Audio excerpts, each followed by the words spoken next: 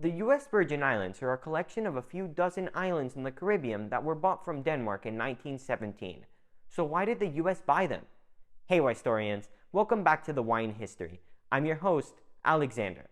The islands were discovered by Christopher Columbus in 1493 while he was out on his second of four Spanish-funded voyages.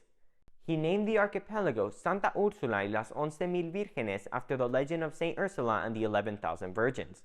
Obviously, this name was way too long, so it was soon shortened to Las Islas Vírgenes, or the Virgin Islands.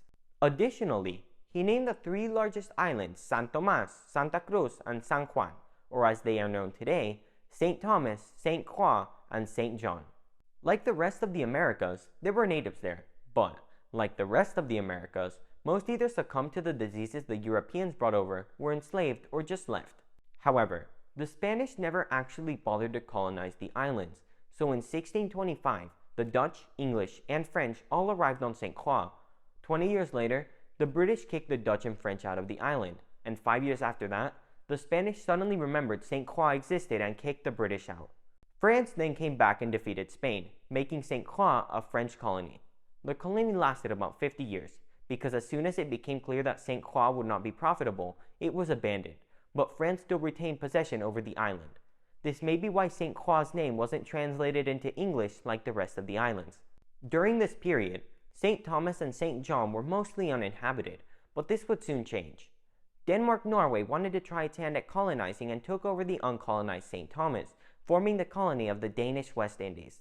Of course, being named Danish West Indies, plural, but having control over only one island is kinda lame, so in 1717, a few Danes settled St. John. A year later, it was annexed by Denmark-Norway, making the Danish West Indies a two-island colony.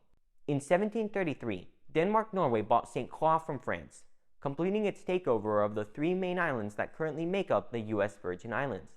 The islands, although relatively small, were pretty fertile, so naturally, a slave trade developed. Until the US bought the islands, Denmark-Norway had full control over them, with two exceptions, both involving the British. You see, during the Napoleonic Wars, when the British wanted something, they didn't attack France, the Netherlands, or Spain. They attacked their favorite punching bag, Denmark. The UK attacked Copenhagen twice, in 1801 and again in 1807, and each of those attacks came with an invasion of the Danish West Indies. Well, the first time the islands were taken away, they were given back relatively quickly. The second time, the British held on to them until the end of the Napoleonic Wars in 1815. Denmark, who had just lost Norway to Sweden the year before, had to give up the island of Heligoland to get the Danish West Indies back. Slavery was abolished on the islands in 1848, which caused the economy to crash. It was here that Denmark became interested in selling the colony, as it was no longer profitable. In 1866, a buyer was found, the United States.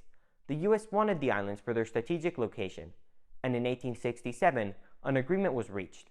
The US was to pay Denmark $7.5 million in exchange for St. Thomas and St. John, but Congress did not ratify the purchase before the deadline, which caused the deal to fall through. Yes, the US really was about to pay more for two tiny islands in the Caribbean than the entirety of Alaska. The US tried again in 1899, when Secretary of State John Hay received word that Germany might be interested in buying them. A new agreement was reached, this time $5 million in exchange for all three main islands. The agreement, reached in 1902, actually passed the US Congress, but this time, Denmark's legislature refused to pass the treaty. In 1916, during World War I, the US, again sparked by fears that Germany would come into possession of the islands, realized it needed to act quickly. It offered $25 million for all the islands, much more than had been previously offered. Within a year of the sale being agreed, it was passed by both parties. On March 31st, 1917, exactly 1 week before the US officially entered World War I, the islands officially became an American possession. Today, the islands are still a US territory and are a popular tourist destination for many Americans. If you liked this video, make sure to hit the like button and remember to subscribe to my channel. Thanks for watching, and I'll see you guys in the next video.